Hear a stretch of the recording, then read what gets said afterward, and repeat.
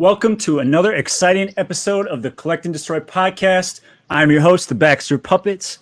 My guests today are American hip-hop and horrorcore legends hailing from Detroit, Michigan. They're multi-billboard charting artists known for their creative music style, combining everything from horror to comic books, collaborating with the likes of 3 6 Mafia, E40, and Tech 9. And on top of all that, the founders of the extremely successful Magic Ninja Entertainment, MNE.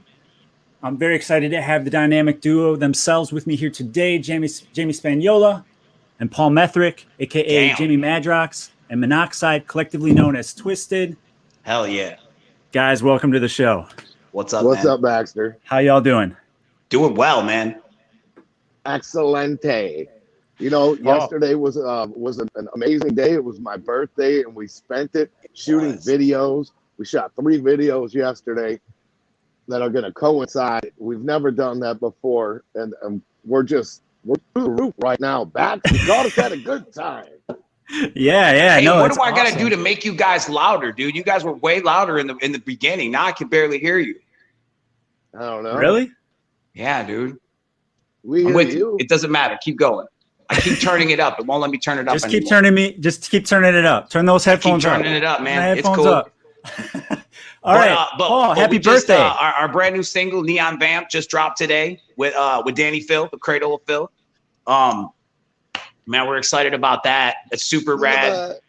Yes, look at that. Hell yeah. Nice. Dude, that art is phenomenal. It is perfect. The laser eyes. Hell yeah. Love the song. I was not expecting this sound after the last single. It's fresh. How did this come to be? You're working with Zeus, right? Yeah. Zeus actually mixed the song. But like how it came to be, as long and far back as we go with Twiztid, we every time there would be a publication or there would be something, there would always be Cradle of Filth. I always see Danny Filth, always see him. And I would always tell Paul, man, one day, dude, we're gonna work with that guy. He's like, dude, I don't know, man. I'm like, yeah, man. And out of nowhere, he's like, holy fuck. And man, it just came together. He was super dope. He understood the concept. It's like, man, you have this world and this legacy, and we have this world and this legacy. And what happens if they collide? Can you imagine how many people, like, right, like the big unicorn? You know what I mean? It's like, it was such an awesome idea. And I'm so thankful that he was down, that he was actually down. And like, we got Paul, tell him what about the video? Oh my God. You guys are not right. I'm telling you, we've never done anything like Real this. though. And, Is this one of the videos you guys are shooting for? Yeah, definitely. Oh, awesome. Yep. Awesome. Yeah, we shot one for Neon Vampire, one for Corkscrew, and one for You're Just a Parasite. Oh yeah, dude. Good stuff, man. Yeah, it was nuts. It was brutally, intensely hot. Oh, I can only imagine. It's been hot here in the mid for a minute. when we were going for it, it just made it all the more hotter. It took it from like 9.5 to like 112. Oh man. Yeah, I keep a good eye on the Midwest. I'm from Milwaukee. So born and raised in Milwaukee. I've been out here on the East Coast now 5 years. So yeah, definitely represent the Midwest. Are you excited about the Bucks right now? Am I excited about the Bucks right now? Yeah, there it is. He got it. Oh, I'm losing my mind over it. It's been so amazing because we had an ownership for so long that didn't really invest in a team, and now we've got Giannis. We've got this whole team built around him, and it's just a total shift. A beautiful arena. That's awesome. And he extended. He's going to be there for a minute, dude. Absolutely. Him, Middleton. You guys got a great core. Holiday. You know what I mean? Everybody's young, but not too young like we are right now. We're really young. You give us a couple years, we'll be back. This is Detroit basketball. It's been a minute on that. All right, so let's get into what we've been just got through a pandemic. What have you guys been watching?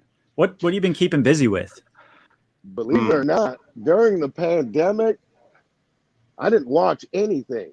Really? We were in the studio nonstop. What did we release? 4 records during the pandemic, full lengths. Like, we didn't watch anything. We worked. Nice. We just steady work every day. Jamie Madrox would come up with another idea. and start it. Boom. And start another one. And it was like, oh my God. And it kept us right through it. It was amazing, dude. For real. Everything from electric lettuce to like we That's just what's up. stop. For real. It was crazy. It's so crazy. Now, in the last 4 months, I've binge watched everything. Everything. So I'm there. Whatever you want to talk about. You want to talk about the Marvel Universe? I got it on lock. Loki, got it on lock. Let's talk Black Widow. I just saw it this past weekend. I thought it was awesome. Like I was not expecting that. I don't know many things, but I know things. There you go. I know Milia Blolovich. I think I'm saying I'm butchering that name. Isn't she? She is that. No spoiler. Hella spoiler alert. Because I haven't seen it. In case I say something I shouldn't. Doesn't she become the new agent, so to speak? If you like the widow to a 007. I'm air quoting. No? Am I wrong? No. Go ahead. Tell it. I don't know. I haven't seen it. Monoxide, hit us. No, the thing about it is she's one of the more least interesting characters of all of them. And I wasn't as excited to see the movie, but I'm a Marvel writer, so I'm like, let's go. And it was really good. It explained a lot. It really did. I liked it. I was impressed. I didn't know. I don't know the comics at all. I never read a comic book. It's all the movies. Sure. So Jamie Madrox, he knows all the comic lore. He don't watch the movies. So we kind of come together and create this universe where I'll say things from the movie and he'll be like, oh, that's just like the book. Or I'll be like, oh, they changed that. You know what I mean? Yeah. So I don't know. Like he said, he hasn't seen this one yet. So we haven't really got to talk about it, but absolutely worth a watch. Absolutely. Yeah, I feel like I got major like Jason Bourne vibes from it. Like it was like Jason Bourne meets Marvel with a twist of John Wick, and then you throw Soviet Russia in, and what a great time! Like the whole Cold War is such a great theme. The dad from Stranger Things. Yeah, he had that accent for a whole movie. His accent was not as good as I thought, but it worked well enough for me. That's great. I love that. I'm in, you know what I mean? I was glad because she kind of redeemed herself to me. Like, all right, now I see your place. She's a kick-ass chick. She don't mess around. Oh yeah. So let's keep it Marvel. Let's talk Loki a little bit. We were just off air commenting how we both haven't seen the final episode yet, but another mind blower and another way to expand the universe. Absolutely, awesome. Because it's something I wondered is the time and all the branches. Like, okay, those have to come back. And I was wondering, how are they going to pick it up? And they picked it up from the exact place they should have. And that's what they're doing, is kind of going through and cleaning up the timeline. So there's no branches out. But in typical Loki form, you can't trust him. But he finally fell in love with himself, of anybody else, a version of himself, which was typical. But that dude, Tom, is no joke, bro. He plays Loki amazingly. Yeah, I think that's what Marvel does so well, is they pick the right people to be in the right roles. Like, even like we talking about you, Jamie, with the comic books. Like, I read the comics and now I see this in the flesh, and I'm like, they couldn't have picked a better actor to bring this to life. No, absolutely. I think it's neat how they go outside of the realms of it too. And like, I don't know, again, I don't want to watch it, so I know, spoiler alerts, I see things. If I crush your dreams, I'm sorry. But I know they made a Loki like an alligator or a crocodile. Yeah. And that's a made up character from what I understand. And people are buying into it and they love it. And I like how that kind of stuff can bring excitement to the comic books and vice versa. There's a beautiful exchange. And like, if everybody's watching the media portion of it, they go back to the source material, it becomes popular. People become, like, I love that. That's my favorite part of it. Yeah, it's like the interchanging of the worlds and just finalizing it. It's really awesome. And Marvel's doing such a good job because DC came through and was like, new Suicide Squad, I want your director, I want your writers. I want your casting agents. You've seen that trailer. That trailer alone is better than any DC movie that's ever been released. Like, Yes. They finally did it. They're tired of getting kicked, which I understand. Do what you got to do, bro. If that's what you got to do and you can do that, do it. And I think you're going to see a complete change in the DC universe. They don't have as many characters, I don't think, as Marvel, but I think you're going to see a big change in that universe. Yeah, I think so too. So another universe that's been built recently, which is almost using like the Marvel template and basing it off of real people, that the Warrens, who actually like lived near where I live now. Absolutely. Nice. The Conjuring universe has been awesome to see that unravel. Have you guys seen the latest Conjuring film? We have. Yeah, hell yeah. What did you guys think of that one? You know, what I just found out about the Conjurings is that the release isn't how you're supposed to see them. It's like the Marvel universe. There's a correct order of how you're supposed to watch them. And I was like, oh man, you messed me all up. Now I got to do it like that too. But I thought it was pretty good. And I thought it was the least scary of them all. Yeah. I thought it was the best written of them all. Really? That's fresh. If that makes any sense. Sure. That's awesome. Jamie, I think what attracts me to all of the movies is how it's based on Ed and Lorraine Warren, but they won't say that. Like, to me, like for my fandom, it's called the Ed and Lorraine Files or the Warren Files. And it's like, then we can talk about the Annabelle and you know, like all of these things. It's like, but the way that they serve it, it's how Paul said, like there's a correct order to watch them so you can see it chronologically come out, like the case as they happen in history. Like I want to say the last one was like maybe 82.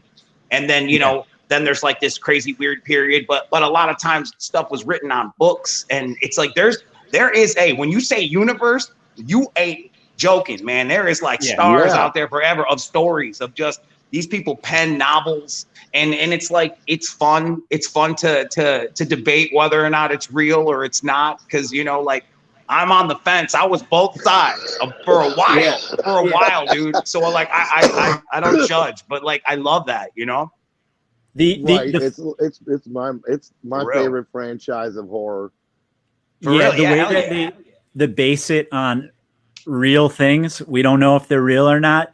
Just because there's a thread of hope that it's real makes it terrifying. And then on top of it, my girlfriend here is like, let's go to the Conjuring house. It's 20 minutes from here. I'm like, no, I'm good. I'm good. I'm good. I don't want to take that home with me.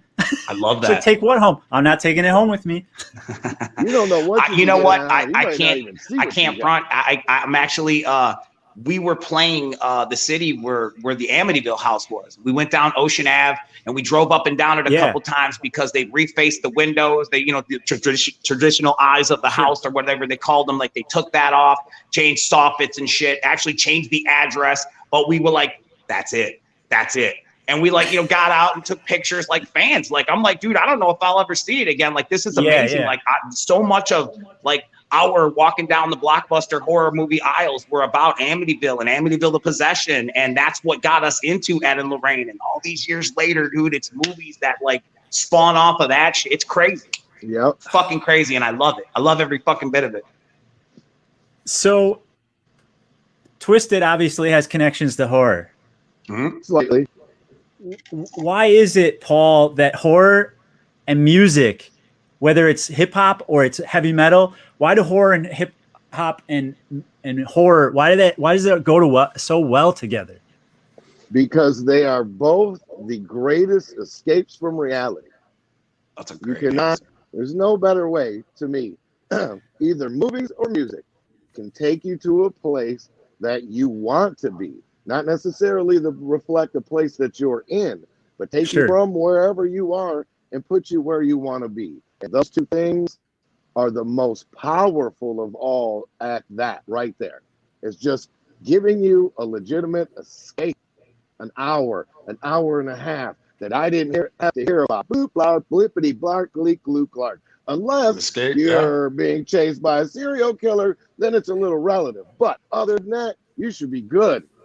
That's what I say. That's right. No, I also think it's cool how it's like both of the genres of music and horror can be told stories and songs and movies from both perspectives, both the monster killer or the victim, the person being chased or haunted or what have you. It's like, I love that too, because you can experience both sides of it and vent your own shit on it, or project your own shit on it, and be that escape, like Paul said, which is so cool, Like you had a bad day. How we used to have a bad day. We go home, Evil Dead 2, popcorn with Fat Kid in it. We got a little bit of Bammer weed because we were kids. We didn't know shit. We're like, we're going to roll up this Bammer weed. We're going to get high, man. We're going to watch Dead. It's going to be rad.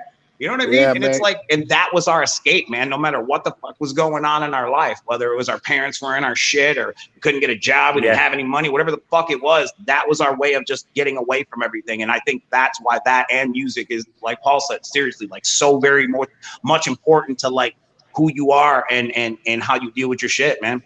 Put on your selections and jam. Well, and it even goes back to the original Universal classics with like Frankenstein. Like you feel for the monster, you feel for the bad guy, but maybe that bad guy is something within you that you are experiencing. For sure. Or even like Phantom of the Opera when everybody was out to get him, and that that end sequence where he's like, "Fuck it, I'm gonna play the role." Aha! And he's like, he's got nothing, and he goes to throw it. Like that shit's so great. It's like showing you how. Like he wasn't the monster, but they made him the monster. Like shit like that. Again, there's just so many layers and facets to it that make it such just like a great multi-layered onion, I suppose. Of Revelations can come from. I mean, you can watch a movie or listen to a song, and it can change your life. It can change your outlook on for real though. That sets your life on a different path. Like it's that powerful. And that's why we do not take it for granted. For real. There has to be, because if it wasn't, and that wasn't real, there wouldn't be such a connection to people who passionately love Michael Myers, Freddy Krueger, Jason Voorhees. We're talking about body canvases. We're talking about houses and rooms dedicated to having a Halloween room or a Friday the 13th room or a Twiztid room. You know what I mean? It's like, we understand. We have rooms too. It's why NECA pop room. I got a toy room. You know what I mean? It's like everybody has their thing, and that's awesome. And it's just like another extension of who you are and what you represent. But I think it's cool that there is a connection, because if there wasn't, there wouldn't be that kind of driven passion, Well, and it's timeless, right? Like absolutely, any of those horror movies still resonate today, and that's why NECA or Funko they can put out 20 different Michael Myers, and we're gonna buy them all. You're right. Yes, You're the so same right. character. Every year at Halloween. Seriously, every single time we would be on the road during October time, we would always go to Walmart, and they would always do the like the cheap repress of the movies. They'd hire someone to do a new packaging, and it's the same movie. Maybe it's got an extra little 20-second documentary or something, but it doesn't matter. You need that artwork in the collection. I'm keeping it sealed. Paul's making fun of me. I'm like, look, I got Exorcist 1 and 2. And he's like, what the fuck is going on? I'm like, dude, they're all sealed. One day, bro. One day. Even though I stream everything, last year I had to buy all the glow-in-the-dark ones at Walmart. Because I was like, hey, that's see, how we covers, man. It's just all about the covers. Yeah. Hell yeah, man. That's Jamie Madrox right there. Yep. What are some of your go-to horror classics? Like any era, but like what are your fave movies? Like 80s, 70s?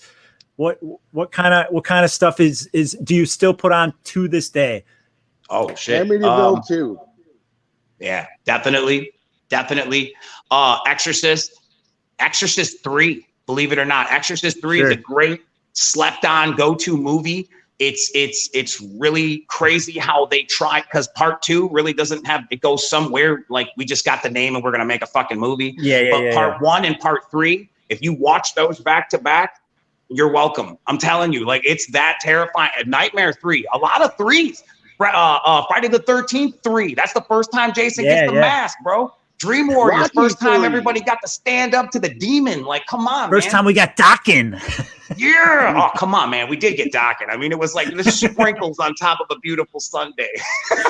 Absolutely. Right. I love it, man. It's great. The music video. I'm hoping that your guys' music video holds up. I want your music video to be up there with the Dokken Dream Warriors music video. For sure.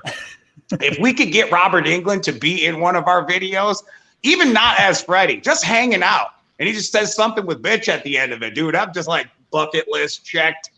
Like that's great. We met remember when Robert he rapped? Englund. Remember when Freddie rapped? Yes, I've got the vinyl.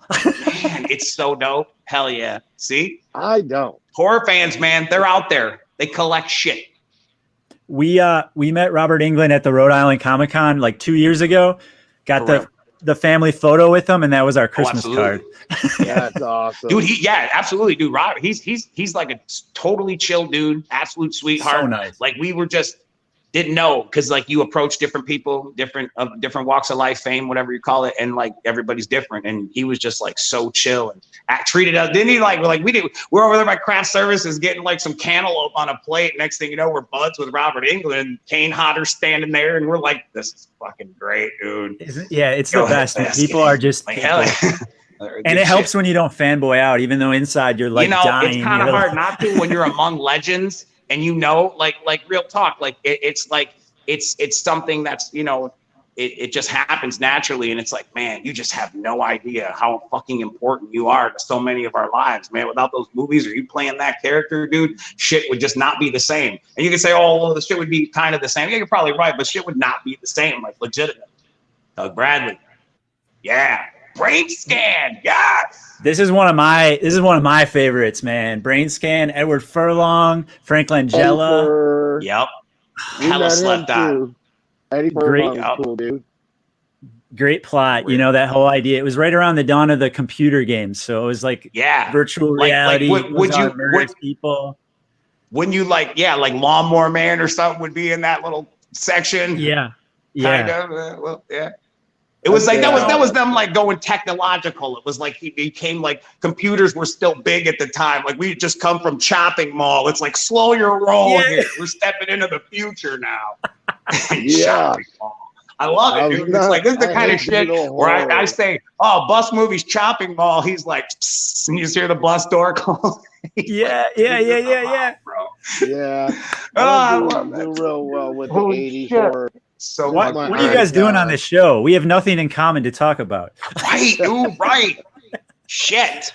So we've been noticing a lot of like reboots, restarts, relaunches of franchises. Mm-hmm. First of all, what do you think about that? And then second of all, are there any movies that you'd like to see relaunched? I also want to say recalibration. No.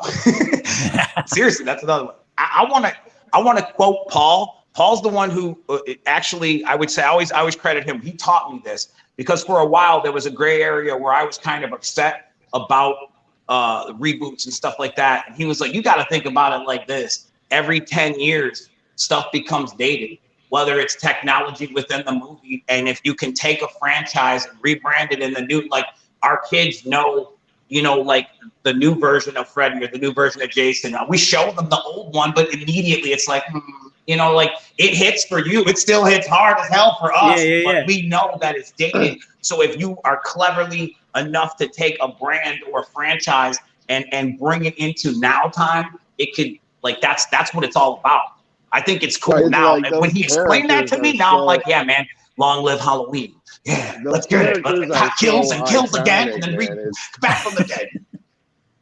So Michael Myers never dies. They don't do shit. Real man. Did you guys hear me? Yeah. Okay. I can hear you a little bit. They're iconic. You know what I mean? And if they don't keep redoing them, they'll die. And you'll just end up with like the great corn husk or whatever kids are labeling as scary or whatever they're telling you is scary. And those characters deserve to live forever. And they do that because there's nothing that's come close to them. They are the bar. You know what I mean? And until somebody comes and takes that torch, they should be here until we can't take it anymore, which will be never. I think something that helps too is like you said, Jamie, sometimes this stuff looks a little hokey. It looks like you look back on it and you're like, it doesn't really hit the way that it did the first time I saw it in the theater. A movie that I think that would benefit from modern gore, modern special effects would be something like the Hellraiser franchise. And you don't want to take Pinhead in a new direction. You want to get somebody that looks like Doug Bradley. You want to get somebody that sounds like him. And you take that character that you remember from your childhood and you recreate him with modern gore maybe it's a totally different setting, a different time, but I think there's a good opportunity here. Get Clive Barker involved and see what you can create. Kind of what they did with Chucky. Yeah, yeah. Hey. What? What? You know, but what about modern horror movies? I'm struggling to try to hear what the hell's going on right now. No worries. I'm figuring it out, man. I keep turning it up, bro, and it's not working. Hereditary was amazing. All right. I'm still listening. Go ahead. I'm sorry. We were talking about Hellraiser. We're talking about Hellraiser. We're switching over now to talk about like the more modern horror movies like Hereditary, gotcha. The Witch, Midsommar. Very good movie. How do you guys feel about these? I thought The Witch was extremely boring for about 2 hours, and then that last little bit about the goat was dope. But I'm not into those kinds of movies. But sure. Midsommar and Hereditary, amazing movies. I think they're art. They're like art to me. It's like, agree with Paul. They're like kind of like Hannibal, the series. It's like very visually appealing. Yeah. Like when you really go back to the root of the words motion picture, it's that. You're like watching grass for them blowing and you feel a kind of way and you like, sweep into this and now you're privy to some kind of seance or witchy shit. And then like it goes back to this normal. You're like, what the fuck is going on? But I think it needs to happen because you got to let people do their way of directing so they can get to the next. We can find the next Stanley Kubrick. You know what I mean? You got to let these people play with cameras and shit because the ideas are cool. Like it follows. It's very like I love it or I hate it. And it's like I love it because I love the cinematography, I love the score, and I love the beat of the movie. Could it be better? Sure. Could it be worse? Fuck yeah. It's like, you know what I mean? It's like when having that, like they did shit without doing nothing and they made a great film. You know what I mean? Like as far as there's no CGI, there's a few things I guess you could call CGI. Would you call it CGI? The guy when he comes under the door, it's kind of elongated, I guess. Like comedy, but like different kinds of horror. Yeah, for real though. And that's what's cool too, because it shouldn't all be just some driving maniac with a knife or a chainsaw or something. Sometimes it's an entity you can't stop, or you have to seek out some sort of priest or shaman to take control of, or an alien force that's coming to take us all out one by one. It's like those three vibes are like completely different, but they're all blanketed under horror, which is fresh. Yeah. Absolutely. Well, it takes something like The Witch or even Midsommar. It's more about the setting than anything. For sure. I can't believe sitting in a theater like watching Midsommar, scared, but it's bright. It's bright and it's light, but I'm scared. Why am I scared? They're messing with you. Like you could feel it was palpable. You know what I mean? You just were waiting for the other shoe to drop, and when it did, you were like, "Holy shit!" For real though. Watching that kid float up to that treehouse in Hereditary, like hell, I mean, hey man. So speaking of horror and classics, we should jump into an exciting event coming up. For those of you who don't know, Astronomicon 4 is right around the corner. This is Twiztid's own convention taking place at Sheraton Ann Arbor Hotel in beautiful Ann Arbor, Michigan, Friday, August 20th through Sunday, August 22nd. Tell me a little bit about Astronomicon and how did the convention come to be? Paul, you want to go? Me and Jaime have been frequenting the con scenes since they were just Star Trek conventions. It's something that we grew up in. His grandma used to take us all the time to these conventions, and we'd just be blown away. And at the older we got, the more we went to, the more, and it was just our scene, bro. It was like Mecca. And we got to a point where we seen a lot of other people doing them, and we're like, we should do one. We should try it. So for about 3 years, we went to all kinds of cons, and we watched how they were put on, how they were ran, and made the call that, we can do this. And here we are, man. 4 of them later, here we are. For real. Awesome.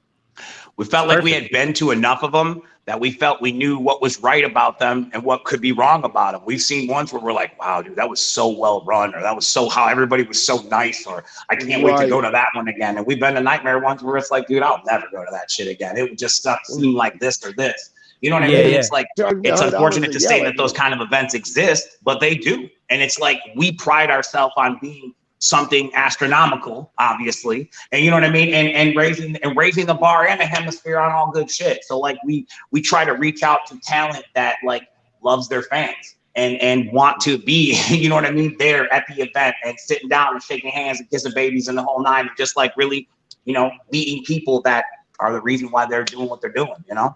Right. At the same time, bringing in people that have never been to these before and blowing their mind, and then setting a bar for them to go to other ones. Because now you got to do the same thing. Because with me and Jamie both being artists, we know what it's like to come to a place and be forgotten and just left into a corner and nobody really. So we make sure that everybody, from a ticket buyer to one of the hired guests, are treated like we want to be treated. And I think that is a huge difference between us and a lot of other cons, is maybe the taking for granted that you do have such and such at your con. Treat them, you know what I mean? Like you give a shit. And that's what we do. Make sure everybody feels like we give a shit, because we do. For real though. You know how you want to be treated, you know what I mean? Or in a certain situation, you know what I mean? It's like in trying to provide that service and making sure that it's as comfortable from everybody, like he says, from the person who's ripping the tickets to printing the tickets to buying the tickets. Everybody has a good time. Everybody leaves with a great smile on their face and good memories and stories to tell, because that's what me and him have from all of the shit we grew up with, from when we met Stan Lee or you know what I mean? Or what was it, Scotty, Jimmy Doohan? You know what I mean? It was like, that shit is amazing. I'll never forget that shit. Yeah. And to make those new memories for new people, or have kids or kids of all ages, young adults at heart, however you want to say it, like out there to be able to have those new memories, and they can share them with their families. This is shit that we go to with our families. So it's like fresh to be able to provide a family event that you could bring your kids to, or your niece or nephew or whoever, you know, with you, and be like, I don't have to worry about no shit they shouldn't be seeing. It's a family event. So if we get scary, we don't get too scary. You know, you don't got people, you know, walking around in topless cosplay. It's not, you know what I mean? It's like, hey man, we provide a service and an event, and we want you to be able to bring your family, and there's no question, you have a great time. There's a ton of stuff for kids too, man. Cosplay, for real. Yeah, we got Home Depot comes in the morning and does like a kids workshop. There's a kids costume contest. They win prizes and shit. Like, it's all about that. Right. If this isn't your bootleg, put it in a flea market type deal. This, I'm telling you, this is an immense event. An immense event. And for real, we're thinking another 5 years we'll be a top 5 con. That's the goal. Nice. Real. That's the goal, man. We love this. This isn't something that is a cash grab for us. This is blood, sweat, and tears. This is a passion of ours, from top to bottom, from every vendor. We do research on everybody we bring in. We talk to kids. How were they when you met them? How was their demeanor? Were they nice, or were they mean? Did they just charge you $100 to be a dick to you? And stuff like that all goes into the thinking, because we don't want that at our con. We don't want somebody to stand in line for 40 minutes and get there and you're a complete asshole to them. No, everybody is going to have an amazing time. Like we said, from the people working it to the people attending it to the stars of it, so to speak. It's just that event. I see you got that Bill Mosley as Otis up there on the screen.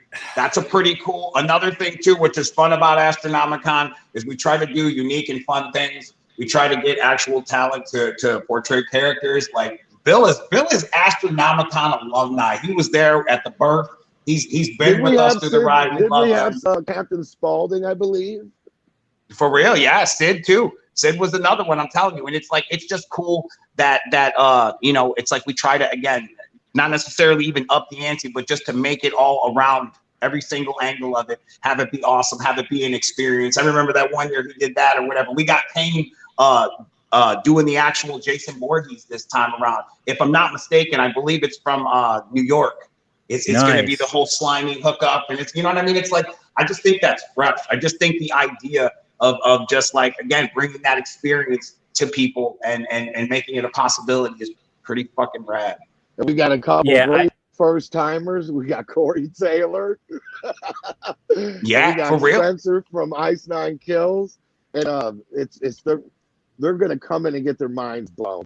That's it. Absolutely. Yeah, man. Seriously, Corey Taylor, Mick Foley, you name it, dude. We got something for everybody. I think it's cool and just awesome that even people like that are giving us a chance, taking a chance on me, Paul, Mike, and George with Astro, and being like, all right, I'm coming to your con. Let's get it. You know what I mean? It's like that's an honor to us as well. It's like, it's really fucking cool to know that there are like-minded people that want to bring that to the fans. And that's what it's all about.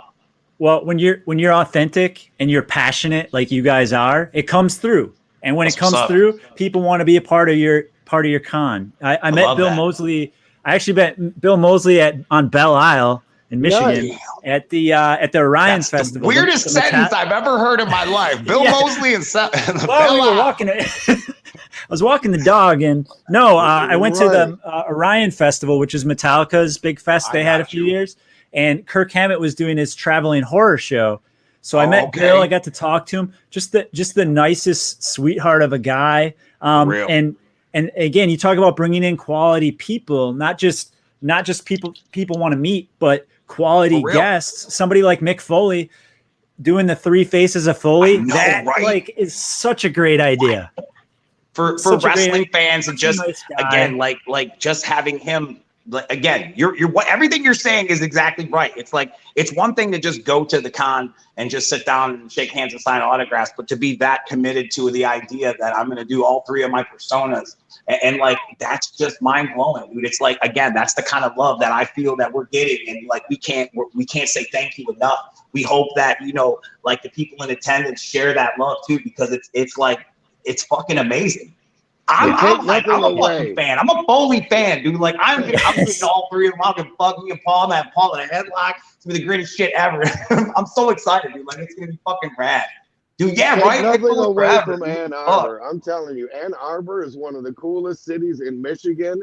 It's an independent city. There's a lot of independent businesses, and something like this is gonna bring a great amount of revenue to everybody. That's the thing about Astro. Is it's not just that the entire community wins. Everybody wins. The stores, the hotels, the gas stations, everybody. Yeah, absolutely. Well, and that's what I think is cool is you guys are still doing this in Michigan. You're doing this stuff in your home. I think that's so rad and such a support of the community. I get a listener question here. How do you guys go about recruiting the various actors, singers for the con? Oh, there's a master list that we... Right from the end of one, we start the master list of the next one. And then, like I said, it goes into researching who's really cool with their fans. You know what I mean? Who was willing to do it? They are heavily vetted before they step foot in an Astronomicon. Yeah, right. It's also like a kind of like a Christmas wish list or something like that. Like, us personally, like we'll write down, 5 or 6 people, past, present, whatever that we're vibing or we would love to meet. You know what I mean? It's like, that's kind of I'm going to keep it real. That's one of the perks of having your own con, man. Let's be fucking real. So it's like the fact that we get to throw that in there, it's fun for us. You know what I mean? It's like, it's the shit. We have Linda Blair there. You know what I mean? It was like, at one point, it was like, that's just awesome. She's just chilling, hanging out. It's like, holy fuck, dude, that's great. This is so rad, like to be able to use that and to kind of fulfill some of our own, like, hey man, we got to work with those people. That's super awesome. Well, it's kind of like touring, right? Like you can bring out acts that you want to help. Acts will bring you out that they want to help you, but there's also something about bringing out acts that you want to spend time with. That's interesting people too. You want to spend time with. That's very it's not just about going on tour, but you're living with these people. That's interesting because we've been on both sides of that spectrum as well. Yeah, we've been on tours where it was a kind of like we're on vacation, but we're playing every night, and then we've been on tours where it's an actual gig. It's like, let's get it, and, be on our shit. Yeah. So it's like that's awesome that you bring that up because it's like that. And this with Astro, it's more like the first. It's like we want to hang out with these people. We want to get to know them. We want to make sure that they're happy. If there's something that they're not enjoying, we want to make sure that it's fixed. It's like it's all part of us building, like how Paul said, the brand, and making sure that what we're putting out there is exactly what we want to attend and what we want to be a part of. We're coming for the title. Right on. So I'm a huge AEW fan. Like, I love All Elite Wrestling. Yes. I noticed you've got Darby Allin, Ty Conte, Sammy Guevara. I think you even got Skivone, Tony Schiavone coming on. Schiavone. Awesome. Come on. I know you said Darby Allin, but I want to say it again because that's our dude, Darby Allin. Hell yeah. Did you guys see the coffin match last night with Darby Allin? No, that's on my watch list tonight. Last night, it was Paul's birthday, and we were filming 3 videos on his birthday. We were making history in this year. So, yeah, but that's on my watch list tonight. It's definitely getting seen. Seriously. I heard good things. I'm like, don't spoil it, but I hear good things. I watched half of AEW, then I went to the Bucks finals game, and then on the commercials, I'm switching back to wrestling. There you go. But so do you guys watch wrestling fans? I do a little bit. I more than Paul. See, Paul's got all the Marvel Cinematic Universe on lock. I know a little bit of wrestling. I've been trying to catch up. It's like I love it. I will always love it, but it's like a comeback to go away from thing. And it's like I like to do that because sometimes when I come back, I don't know what the fuck's going on. So like when I recently came back, I'm kind of watching how like things are going back and forth between WWE and AEW. And I like that, and I like the idea, the concept behind AEW. I like how they're like, we're away from the mass, we shine on our own, and I see the come up, and it's fresh. That's why it's like a super honor to be working with so many people from them. You know what I mean? Like it's super fresh to take them. We're rolling it with them, man. Let's get it. You know. Well, and they're in control of their own creative, was what I like. There's no limitations. Absolutely. So WWE, you can see why we relate. There's a lot of limitations, and it's kind of like you starting Magic Ninja, you know, like exactly. That's like, why I get because then you're not under that control that may be inhibiting your creativity. And the way that WWE is like making all those cuts, it's allowing all these people to flourish elsewhere. And as the fans, we're winning because there's all these organizations that have all these great wrestlers now. No, that's a great point. And that's who deserves to win at the end of the day. It's the people that make these things what they are. As long as that thing that has been created from the people is taking care of the people, hey, more power to them. I used to love wrestling. I had wrestling ruined for me. That's a whole nother podcast. Yeah. I love that. So Ming Chen, Jason Mewes, Corey Taylor, as you mentioned, who else and what else can we expect from the convention? Spencer Charnas of Ice Nine Kills, Corey Taylor of Slipknot, Stone Sour fame, Mickey James, nice, Mick Foley. You said that. Kane Hodder, Bill Mosley. I'm thinking. Who else? Paul, who am I missing? You're giving us more? There's more? Sammy Guevara, Ty Conte, Darby Allin. You know what I mean? We went through the whole AEW list. It's like I'm looking at my what I have here, but yeah, man, it's like there were people that are added in addition to the names that you have right now. There's like just over the last week, I want to say there was like another 3 to 4 people named. Shannon, and it's like just keep checking astronomicon.com. There's names, events you can get. There's like a link to get you hotel or lodging information. There's all that's like a hub source where you get all your shit, or at least links to send you on where you need to be. But yeah, man, it's rounding up to be something special. Let's just yeah. Oh, you're spoiling us. Come on, man. You guys spoil us. This is just us being able to be a part of a whole new level of something cool that hopefully will go on for many, many centuries. Absolutely. So let's talk comics. Jamie Madrox, you're the multiple man. What are you reading? You know, I've been watching. There's a couple channels that I enjoy on YouTube, and in my late night hours, I check out. There's Comic Books Explained and there's Comic Spills, both great YouTube channels. And I watched them, and I was catching up on the 3 stories that I was watching was the Null storyline, which I thought was the greatest of all. There was a Cosmic Ghost Rider storyline. See, the Null storyline is the greatest. Like the idea that he is the king of the symbiotes, symbiotes, whatever. Yeah. Potato, Yeah. patata. But yeah, just the idea that he is the king of all of that, and that for the source of dark, there's a source of light. It's very like a lot of things that we deal with in Twiztid, and I think that's really awesome.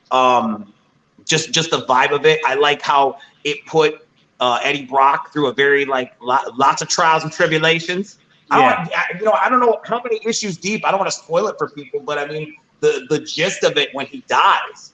And are you hip to it? Do you know about this? Yeah. Yeah, and it's like there's a moment where in comicdom, when basically Thor is the only person or whoever is chosen or holy enough to wield Mjolnir, the hammer, and it's like the idea of that, and only the surfer can summon the surfboard, Silver Surfer. Yep. And when you see Eddie Brock, who comes back with the power cosmic, and he takes both of those and makes this gigantic scythe.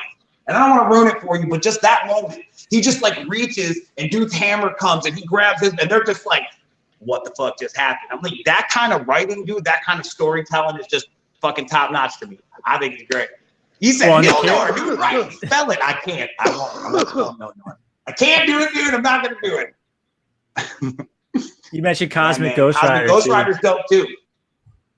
The idea of Thanos being a small baby child and Ghost Rider, Cosmic Ghost Rider, having to protect him and raise him, and in some sense try to, if I got it correctly, in some sense try to reshape him to not be the psycho we all know from snapping and making everybody disappear. But in perspective, he's watching Cosmic Ghost Rider do some of the most horrible things and just become him. It's great, man. Oh shit. That's awesome too. I'm just now breaking ground with that. It's visually beautiful how it's drawn. About to die. Oh, your phone's about to die? Yeah, dude. I don't know what's going on. Hey, it's been that kind of day, bro. Christ. Like I can barely hear you. I'm just making it work, man. Fuck yeah. I don't know what's going on. But, Word up. I don't want it to die before and I don't say goodbye. So I'm gonna say goodbye, Baxter. Thank you so much for having us on. It's been fucking awesome. Fuck yeah. I'm sorry for being so. Oh shit. We lost him. All right. Hey man. But yeah, it's awesome. Oh shit, Alien. So dope. I just picked this up, the new Marvel Alien, like the art again, like you were just mentioning the art on Something's Killing the Children, like for sure. Sick. Just kill it. Stuff. Epic stuff. And I think it's of course, yeah, 100 ions. There it is. Hell yeah. And you can get that at Astronomicon, Curse of the Green Book, the new art coming out. It's pretty fresh. Yeah, let's talk a bit about haunted ions. So I love the description. Musicians by day, fake ghost hunters by night, until Twiztid finds themselves in a case with real ghosts. Scooby-Doo meets Pineapple Express. So tell me a little bit about these novels and what is your guys' involvement with the series? It was from a concept from Paul, and Dirk Manning is the writer. Mariana Pascoda, I believe is probably how you pronounce it. I love her. Her artwork is amazing.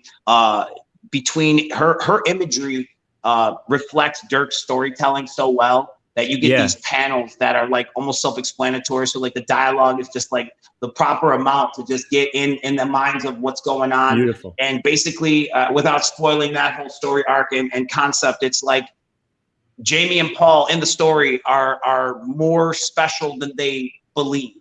They go into something this is all a joke. We're just going to make this quick bread. But they find out that their purpose in the bigger picture of the game is greater, and they're going to start to learn more of their powers. And obviously they can already talk with Felicia, so they know they can communicate with the dead. That was a thing. You obviously see her, so it's like she's part of the crew now. And as we go forward, we're going to start figuring out more what they can do and why they're there.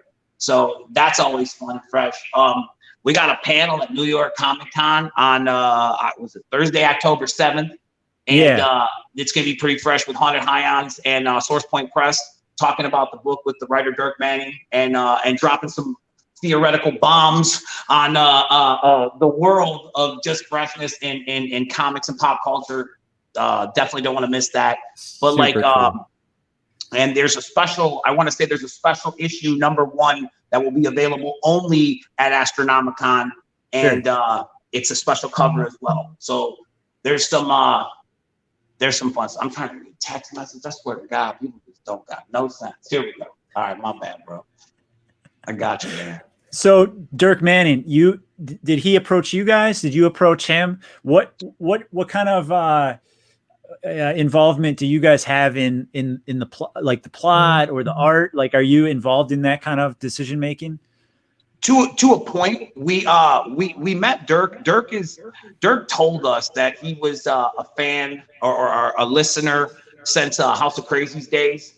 So he's been on the scene. He knows what's going on in our circle.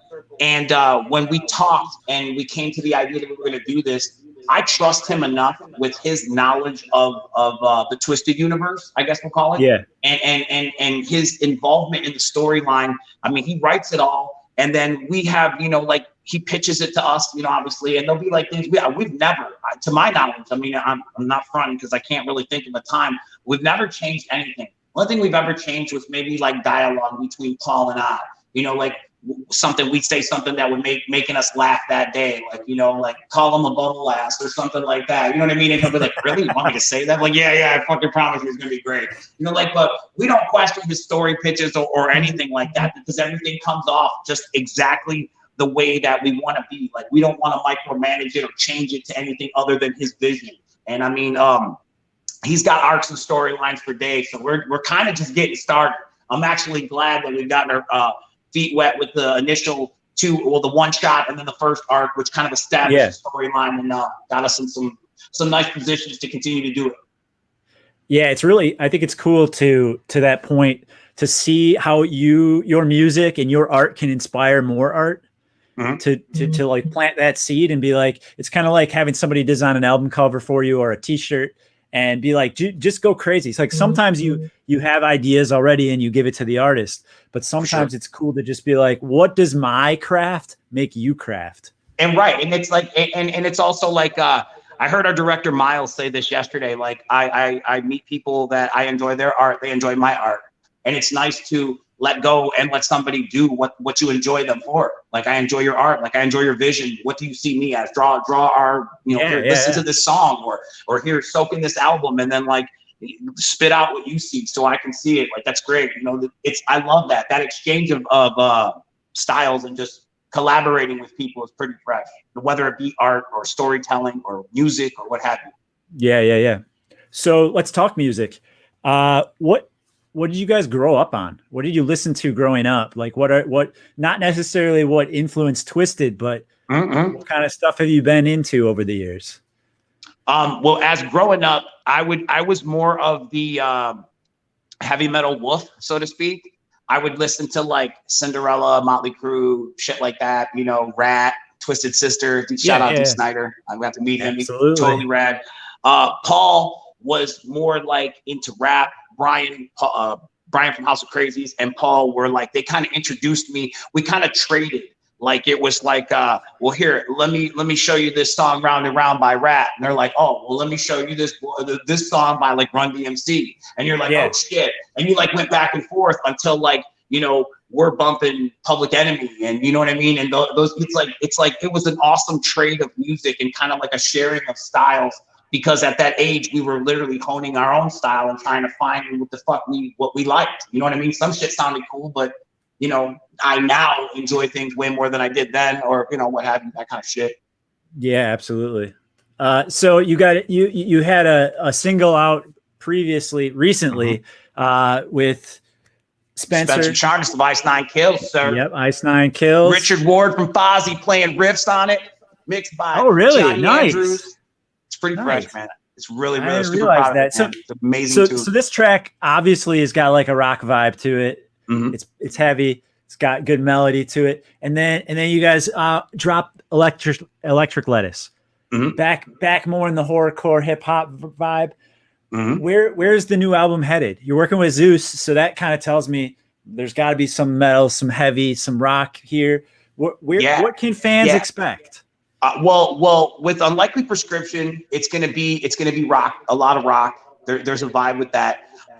Electric Lettuce, Mag Season, projects like that we do internally, because we have the availability being independent, that we feel like if there's some downtime or we want to fill a void, we feel like, let's do something. We just want to do it. Like having that freedom, you know what I mean? To like, we want to drop a EP here or this or that, to like keep things going. It's too rock. Let's do a little rap. It's too rap. Let's do a little rock. You know what I mean? But it's like, we have our sights set on the main goal, which is Unlikely Prescription, which is an album that we've been perfecting and crafting with ultimate passion and for quite some time. So like, I'm excited for it. I can't wait for you guys to hear it. Yeah, I think by like doing the EPs and different kinds of things, it keeps you fresh and it keeps you the ability, not trying to cram everything into one album. Absolutely. It's September 10th is the release date. Unlikely Prescription. You can pre-order it now. A lot of fun pre-order bundles floating out in the universe for you to check out and enjoy. If you're window shopping, go ahead and kick the tires and check it out and see what you think. All right, so you guys have been doing this like for a minute, right? You've been doing Twiztid 25 plus years here. Oh yeah, man. When you go in the studio, what's your goal, and what gets you excited about new music? The idea that I still enjoy what I do. My goal, I would say, is to take what I've created in my head, humming, tapping on the table, writing on paper, singing into my voice on my little recorder on my phone, whatever, like taking that scratch and making it something that people will sing in their cars or put on their bumps or vacuum their house to, or do the dishes to on Sunday, or take to work. You know what I mean? Like to take something that was just an idea or a concept in my head or a melody or something that like had me totally engulfed in it, and share that with everyone else and have them find something in it that they needed in their life. That, to me, that's the ultimate. Yeah. And as long as you have that passion, it comes through in the music. Dude, it's all just about like passion. Just it's like been a passion Astronomicon project since day one, man. For fucking real. That's what it's all about. To be able to do what you like to do. I mean, I know you know that. You got your own podcast, man. It's like it's something that you want to put out into the universe and you look forward to. You're like, on my next one, I'm gonna do this and this. It's like you start setting shit up because you just want it. It's all about the want, man. Well, and it's doing something that you believe in as opposed to something that you think somebody wants. So like you said, that melody, that's what's awesome too about like how when you said you didn't say it, but you implied the diversity from Electric Lettuce to the rock stuff. And it's like, that's what's awesome, because it's like, much like real people, we're feeling different shit, different days. Some days I don't want cereal. Some days I want bacon and eggs. You know what I mean? It's like you just every day is a different day, and it's awesome to be able to put out that kind of different flavors so people can enjoy it. So as you know, this show is called Collect and Destroy Podcast. So we talk a lot about collectibles. I know both you guys are big collectors. What is it that you find yourself out there looking for? I am currently, let's see, what am I looking for? I'm looking for obscure, they were made by, I'm trying to think of who made them. They're Secret Wars toys. They were made by Mattel, but there's like this obscure rack toys, and they're Secret Wars parachutists. And they're like in these baskets. They're absolutely ridiculous. Yeah, that's the line. That's Mattel. Secret Wars are the best. But there is a sub-series, like they got the license to do it. And they're like these, again, they're ridiculous. They're like them in baskets. Like imagine a hot air balloon basket with like Wolverine, just like, hey, what's up? And they're great. they're so silly that they're perfect, and I love them. And it's like, there's 4 of them in a set. I have 2 of them. I'm on the hunt for those. There's a few turtles on the cards that I'm looking for on packs. I think I need yeah, man. I just bought that from my dude Ed Pink. Shout out Ed Pink. That's a dope ass Marvel magazine story kind of comic book takeaway from the Return of the Jedi series. So it's pretty fresh. I think it's always fun to find things that that you didn't know existed. Especially with the internet now, you're like, everything exists. And then you go to some small shop and you see some weird Wolverine figure, and you're like, where is this? And then you Google it and you find out there's a whole series of these. Oh my God. It's the greatest. Sometimes it's the greatest and sometimes it's the worst. Because you're like, oh man, I got everything completed. And you're like, I haven't even made a dent, bro. This is bullshit. Yeah. So it has its give and take. But yes, I totally feel what you're saying. Yeah, I'm literally about to move my studio here because I'm out of space. Like Dude, you I have need a got a bigger setup going space. on back There's there. too many It's collectibles. amazing. All this stuff's in storage right now. I just keep putting things in storage because there's Love no it. more display space. I It's seen hard to the enjoy coolest things in storage. the coolest meme was some collectors put it on there in the toy community, and it was like putting your toys in tub bins is like the end sequence in Raiders of the Lost Ark, where they're putting the Covenant in that big storage room, and you're like, real talk, that's kind of what it is. You're like, I'm gonna be an excavator on another day, I'm gonna dust this bitch off, and we're gonna go ahead and, man, memory lane, bro. Fuck yeah, I love it. Is there any like holy grail kind of thing that you're looking for? Like something that you just have never been able to get your hands on in mint condition or find? Yeah, there was and it's like in the Mego world, there's this dude, Mark Huckabone. Shout out Mark Huckabone. He is like the guy. Him and Jordan Hembrow too are two of the more upper echelon people who find the unfindable, so to speak. And I have been looking for a carded Iron Man Mego figure and a carded Wonder Woman Mego figure.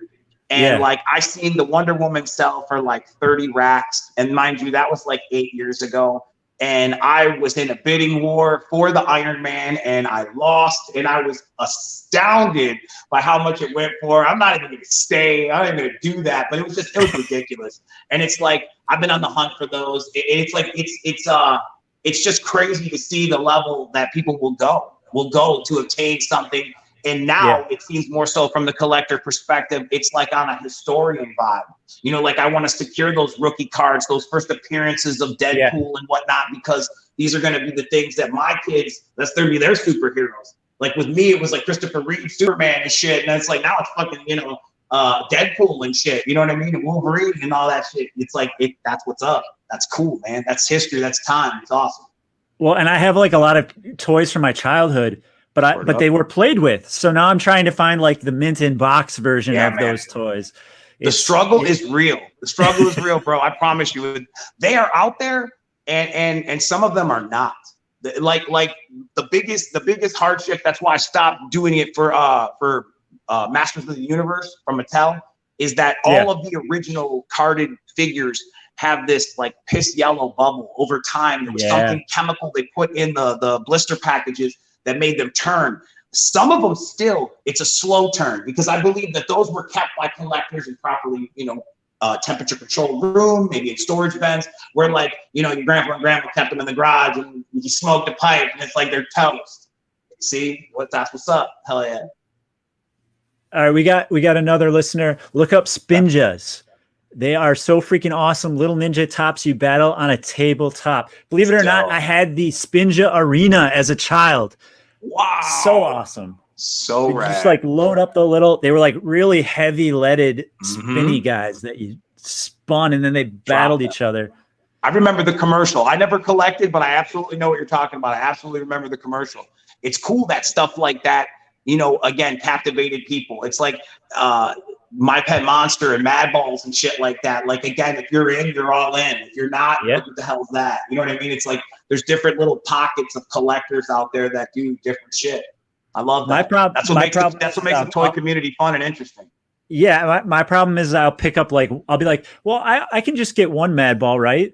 And then the next thing I know, I'm like ordering lots on eBay and I'm looking for this specific one from '83 and everything's real. Yeah, the red cards, and you got all the blue, purple cards. Now you need the red cards, and yeah, man, for real, dude. Hey, this is the struggles of collectors, man. Real talk. So, along with having your own comic book, another dream for a lot of people would be to have their own toy line, which obviously Twiztid now has with Knuckleheads Toys. Talk a little bit about Knuckleheads. Sure. Much like Astronomicon, we wanted to do, it's like, that's again, part of fun about what we do is we want to do things and we actually try to set out and do them. We call them passion projects. We have to put our heart and sweat and tears into them, but the toys was one of those, and we ordered them. They did very, very well. They sold out really quickly. And we are recently talking and getting them in mass production through a distribution deal so that you will be able to go into stores. I'm not sure which stores yet. That's still in development, but it will be offered through a distributor. So like mom and pop record stores and shit like that can pick them up. The same toys with a brand new colorway, brand new packaging, looking dope, looking cool, looking like some shit that you would see in Target or Walmart when you're walking down that collector section. We want to be in there, man. That's where we want to be. Because again, you know what I mean? We want it, we dream it, and let's make it so, man. For real. I love the 8-bit variant version. Oh my God, they were so rad. Seriously. It reminds me of the Jason Voorhees 8-bit. Exactly what it was inspired by, bro. 100%. Yeah, man. So cool. So fucking cool. Those are the Astro variants, right? Yeah. Oh, so cool. Yeah, man, those were rad. Unfortunately, we didn't get it to be able to have them because due to COVID, whatever, that year for Astro. So they were part of an event during that we did online. But yeah, man, it's so cool, man. Those went quick. Very low production. All right, let's you ready for our final segment here? We're gonna do something called the Firing Squad. I still have 22%.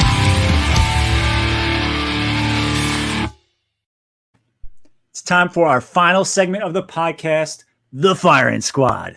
In this segment, I'll be asking our guests 10 quick-fire questions. No. Jamie has not seen this list of questions prior to me asking him, so his answer should be quick and simple with no explanation needed. But you can give an explanation if you want to. I might have to. I don't know. Let's see. Here we go. All right. Are you ready? Yes, sir. Number 1, House of 1,000 Corpses or Devil's Rejects? Devil's Rejects. Nice. I agree. Number 2, favorite gas station snack? Wawa mashed potatoes. I love me some Wawa. Dude, you got to try them. If you haven't, you're sleeping. I have not had the mashed potatoes, but I love Wawa. Old Bay. Get Old Bay on them too. Promise. Just ask for it. Sounds weird. You'll remember it. Number 3, favorite cartoon growing up? Had to be Super Friends, which hybrided to the Superpower Hour, something like that. Like that idea that we got to get those new characters in there and really flesh out the team was really rad. Yeah, awesome. Number 4, Alien or Predator? Alien. Instantly Alien.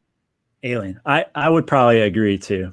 Yeah. I think that and I'm going to say it wrong, probably H.R. Giger, something like that. Those designs, those initial designs make it very like ancient, and you feel that in some sense that these things were here, and it's like it's insane. It's like there's such a realism about it where I don't get that same vibe with Predator. Predator's a great idea, but Alien just has like this mythos about it that's very, very terrifying.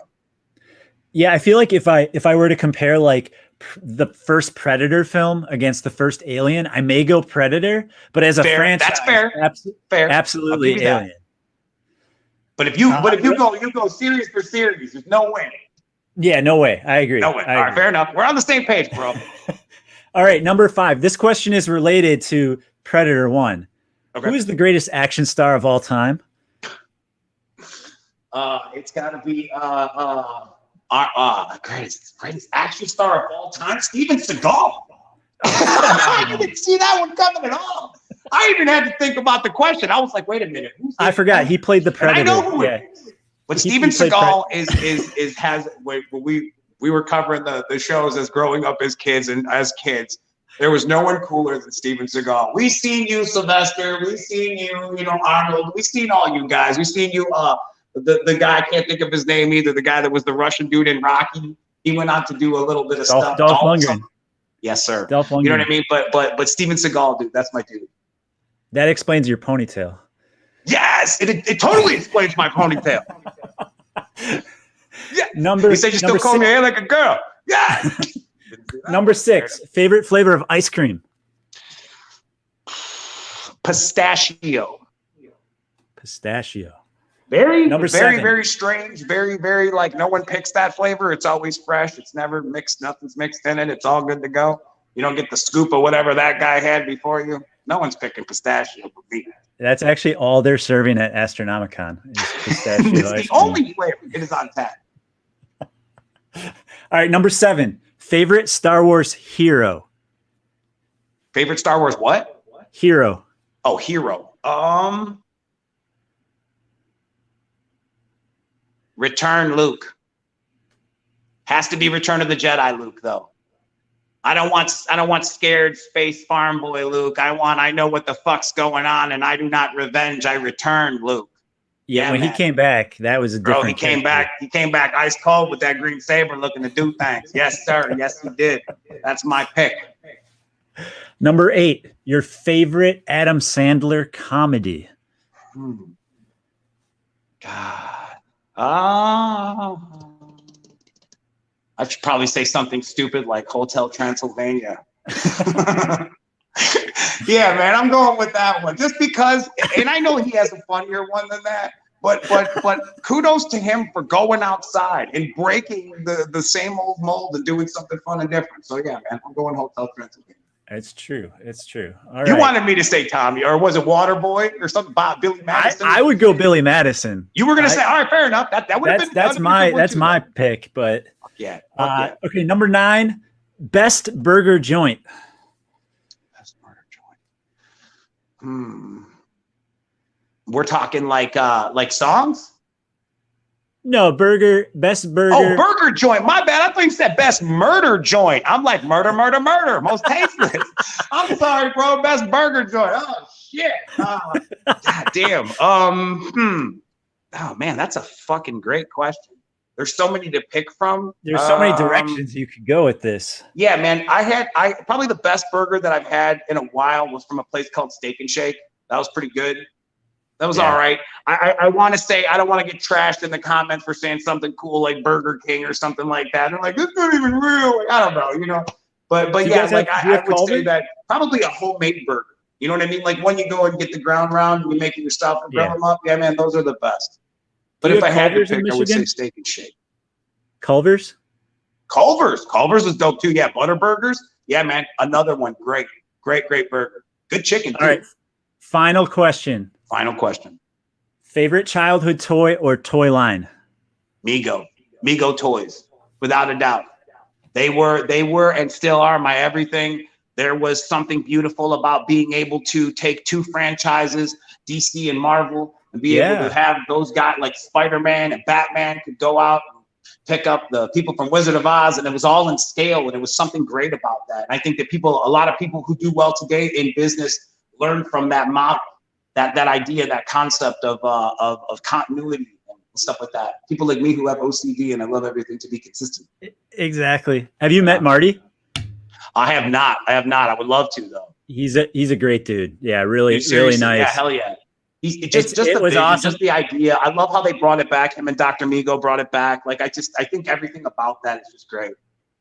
The best part about this sums up meeting Marty. I was like, hey, can I get a photo with you? He's like, yeah, only if we can get a photo with my camera too. That's Marty. That's so dope. Hell yeah.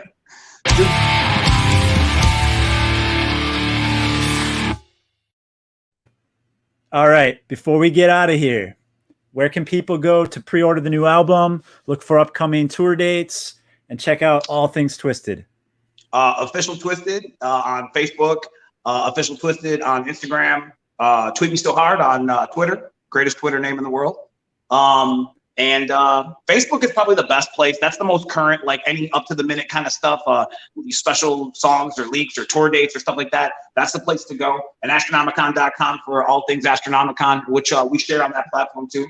But yeah, man, that is where we are. You can hit us up on Instagram too, Paul's Pops and Vintage. That's me and Paul respectively on our own shit. And we chop it up with everybody on the daily and do. And, that's what we do, man. And we enjoy what we do. So hopefully you stop by, give a follow, chop it up with us. Astronomicon 4 is August 20th through 22nd in Ann Arbor. Yes, you can also catch Twiztid at New York Comic Con in October. Yep, October 7th, the Thursday. Don't miss it. Big shit. I promise you. Starting next Friday. I'm coming back on this show after the 7th, and if you let me, absolutely, I'm coming back. We're gonna talk big things after the 7th. But yes, I feel like we've only scratched the surface here. And we have only scratched the surface. Better things. I would love to have you back on to just go through a movie or a franchise. We could do that, man. Yeah, we could talk toys. We could do whatever, man. I had a blast, man. This is fucking rad. Starting next Friday, July 23rd, Collect and Destroy will be hosting day 2 of SummerCon. So make sure you're tuning into Collect and Destroy Instagram page for exclusive giveaways and toy announcements from Diamond Select Toys, The Loyal Subjects, Quantum Mechanic, Q-Figs, and more. Remember, this episode was streamed on YouTube. Like every episode, it's streamed live. And then the following Monday, you can check it out on all audio podcast platforms. If you go to collectanddestroy.com, collectxdestroy.com for the official website, Twitter, Facebook, Instagram, shop.collectanddestroy.com. Enter the code TWISTED20 for limited time, and that's TWISTED20 to save 20% instantly on all orders from the store. Wow. Jamie. Shout out. Hell yeah. Thank you so much for joining me on this episode. This was a blast. Thank you, Baxter. Thank you for having me. Thank you for having Paul, too. I'm getting him a phone charger, damn it. On the next episode, he'll be fully charged, I promise. Thank you. He's just going to be surrounded with batteries on the next episode. It was a fucking blast, dude. I like talking to like-minded people who enjoy the same kind of shit, man. This is totally rad. Oh, absolutely. It's like we said, passion and authenticity is what this community is all about. Fucking right. Everyone stay safe out there, and we'll catch you for our next episode when we sit down for some good old-fashioned Sabbath worship as we are joined by Ken Hoffman to talk all things Black Sabbath. Thank you, and good night.